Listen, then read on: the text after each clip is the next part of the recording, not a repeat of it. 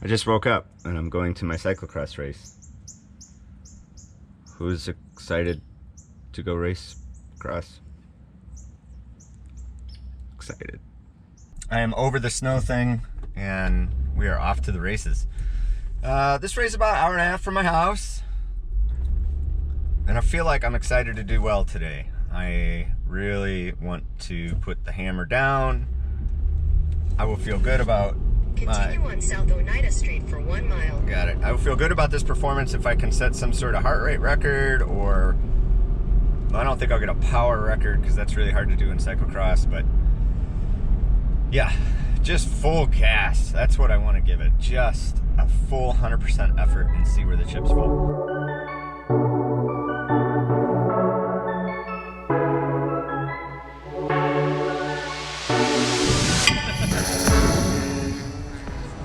Well, sun's out. It's beautiful. I'm gonna try to race this threes race and then do the Masters 1, 2, 3 after that, so I can get a warm up and get course knowledge and get more duration in today. But I have to go pay for that second race, get a number, pin it on. I don't know if I'm gonna have all that done by the time I need to have it done. It looks really muddy. Everyone is completely covered in mud. Probably a bad idea to try to do both these things. That's what we do on this channel. Bad ideas. Ooh, badly. All right, well, I think I made it. So I'm just gonna do the 360 camera and hope for the best. I'll see how much footage I get, but the priority is the next race, not this race. If I get a warm up in, all that stuff, get a pre-ride, all that for 10 bucks, totally worth it.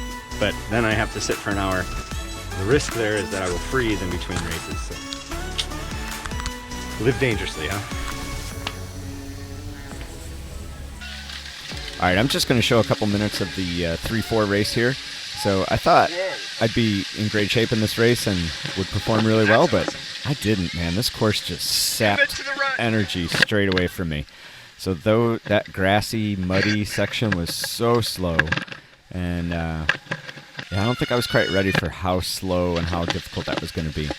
Bunch of folks in the race, so awesome to see so many people out racing cyclocross in Wisconsin. That's awesome. And I did enjoy this race. This was actually a lot more fun than I thought it would be. I meant to use it as just a pre-ride, but of course, once you get out there and start moving your legs around, hey, where do you go? You just have to compete a little bit. So that mud section right there is a good look at what we were dealing with.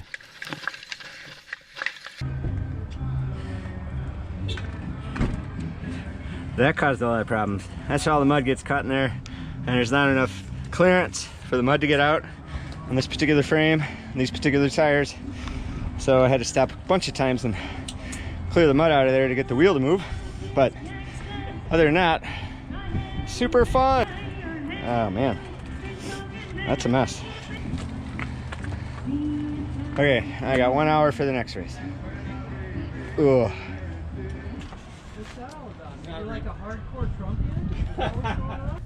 All right, race fam, we are in between races and it is definitely starting to get cold out. So I was trying to go for a ride to keep myself warm, but that is a failing effort and it's not working out. So I'm just gonna do the best I can to stay warm, sit in the car, get my camera ready. Oh. This is maybe not my course. for doubling up, this was not the best day. Still fun. My wife is not going to be happy about how muddy I'm getting in this car. Eeks!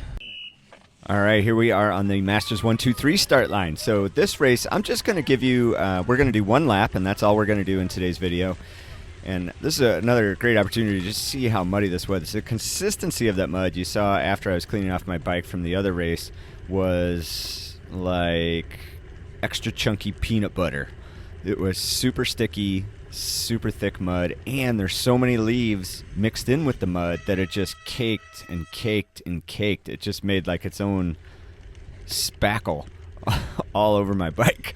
So I ended up finding they had a neutral kind of power wash things or sprayer hose, so I found that and was able to get my bike pretty clean for this second race. Now, between the races, what I was trying to do is just continue to ride, but it just got too chilly for me to just ride around the park in the wind. So I gave up on that and then sat in the car for a while to warm up. And that's okay, no big deal. And I felt really good. Felt like I had a pretty good start here. But you can see in these turns where I lose so much ground on these other folks. Now, I've had a whole race to warm up and get used to the conditions, and I would say that even this race was a bit drier than the previous race I did, so I should have been handling the bike a lot better than I was, but you can tell when I'm just losing ground here left and right. Each one of these turns, I'm just losing an extra half second here, an extra half second there. It really adds up. Every time you hear that squeak, that's my brake. So that's, as I'm watching this video, I know I'm thinking, why am I hitting the brakes so much? I can just ease off the gas. Don't pedal a little bit earlier, and you don't have to hit the brakes so much. It was probably about 3 laps into this race that I kind of figured out my groove. It just seems to be the way cyclocross goes this year, is I'm finding my groove in these courses, but it's not till significantly later in the race, which I'm already, so far down the pile that nothing's going to turn this around, right? So, but that's okay.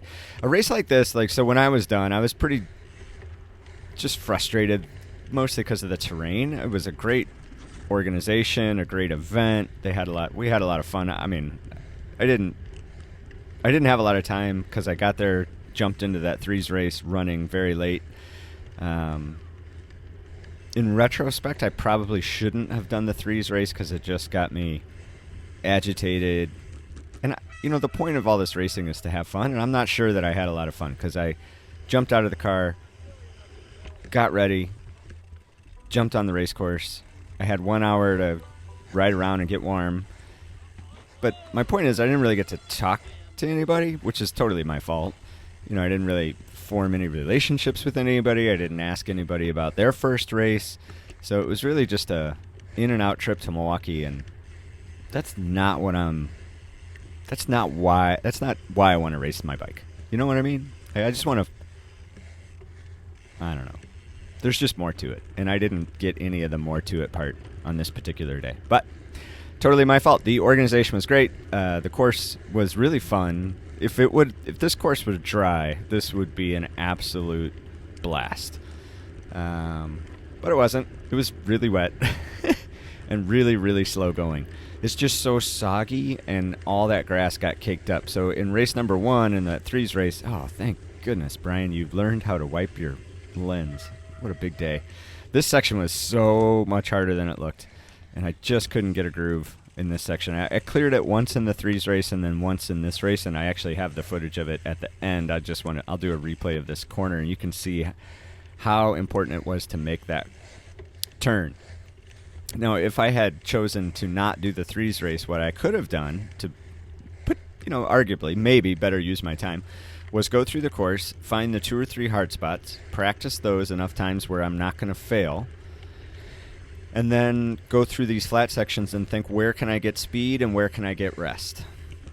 And have a game plan in my head of breaking down the course. Now, again, this is my second race. I've had the opportunity to do that, but when you're racing, you're not thinking strategically, you're just racing. So it's hard to really come up with a game plan when you're doing that other race. Now, if I truly would have done that threes race and not cared about the result, I think I could have gotten a little more out of it, but like I said before, once you put a number on and they say go, it's hard to focus on not racing. Man, this section was so slow. Oh my gosh, this was so hard. So there's a few things I'm proud about in this day, thinking about what wins can I take away from the day. I felt like I didn't do much giving up throughout both races. I feel like I was mentally in the game the whole time. I didn't get totally upset with myself or my performance or where I was. I'm really far down right at this point. You can see you're probably almost a minute up on me already. But that's okay. I'm still having fun. All right, chose to dismount that corner pretty routinely. And then we're going to have a little run section coming up here. So in terms of temperature, it was somewhere around So the sun was out for the threes race, so it was kind of gorgeous. It was like probably 40 degrees, and now we're down to probably 35, somewhere in that neighborhood for this race. This was just a painful, painful section, let me tell you that. That was no fun right there. So trying to ride it, probably not a great idea. I remounted way too early in that section. That's okay. I have since found out, after doing this race, getting all that mud caked into my bottom bracket, my drivetrain, all those things, that I had some pretty significant problems with my bike. So, number one, I was missing a chain ring bolt. My chain rings, all the other bolts that were still on there were really loose. We figured that out today. We got all that squared away. And then the rear wheel is totally... it's not wrecked. The hub bearings, those are wrecked. So we ordered the parts to replace the rear hub on this bike. Now, I don't know if this was problematic during this race or it was because I used the power washer twice this day. When I did get home, I did clean the bike pretty thoroughly, rinsed it off, used some soap water, dried the drivetrain, re-lubed it, lubed the pedals. I typically use a leaf blower on my bike after I wash the bike to get as much of the water off of it as quickly as possible. And then even this time I got the air compressor out and blew out all possible water from all areas of the bike. So that's good. Yeah. Sorry, I got an email there. Everyone's so excited to know that. All right, so this section was really slow going too. So many twisty turns in this course. There was not really too many areas that you could put power down straight away and actually have traction. Actually, we're coming up on maybe the one area that you could do that. So many times in the race, this race and the other race, this would be the area I would stop once or twice at least and clean mud out from between my chain stays and my rear wheel. Now, in this particular race, actually, I guess the whole day, but what I failed to understand was that the rear wheel was caught up not just in all the mud that was caked in that particular area of my bike, but it was actually also on top of the seat stays. The seat stay bridge had become so... I wish I would have got a picture of it. It was probably 5-inch ball of leaves and mud that was jammed into the seat stays. The wheel would not spin. So there were significant parts of this race where I'd be putting out power and the bike's just not responding at all. So I tried bunny hopping. I tried spinning my pedals backwards. We'll see if I do it. I bet I don't do it because it's only the first lap of the race. But so it's funny. You get in a race like this, you start thinking like, oh, if I had a pit bike. Well, really, what good would that do if you don't have somebody to clean out the bike after a bike change? It's not a huge advantage. You'll get, if you had a mechanical, certainly have another bike ready to go. That's great. But in terms of what this day presented as a challenge with the mud was difficult. Now, I was really proud of myself. I figured out a pretty hot line on this turn coming up here.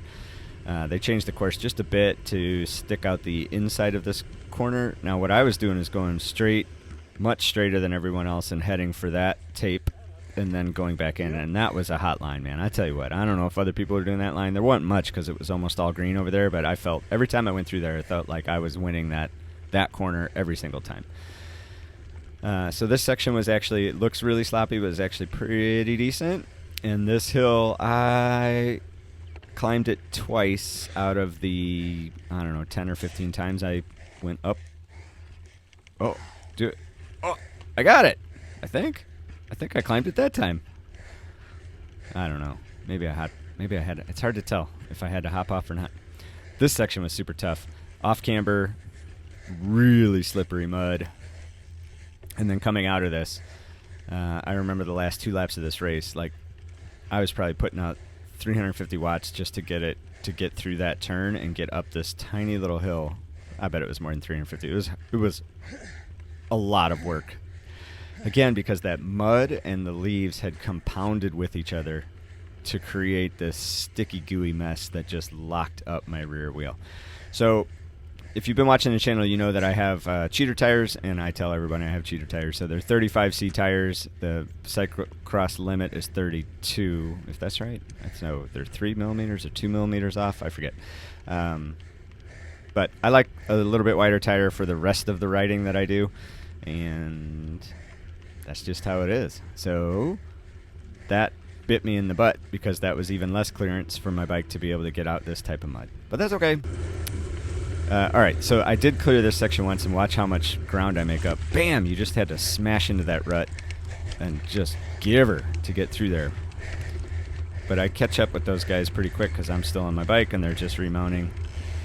So I was able to get a lot of, that's a good example of if I would have practiced those things, used my first race to really focus on those technical parts of the course, maybe this race would have turned out better, but that's okay. It was a good day to learn, and I learned.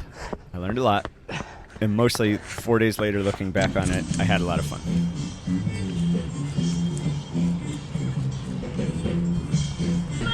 Whew. Okay, race done. Man, wish I had a little more time, and it was a little more sunny. Oh, there's the podium. I did not get on that.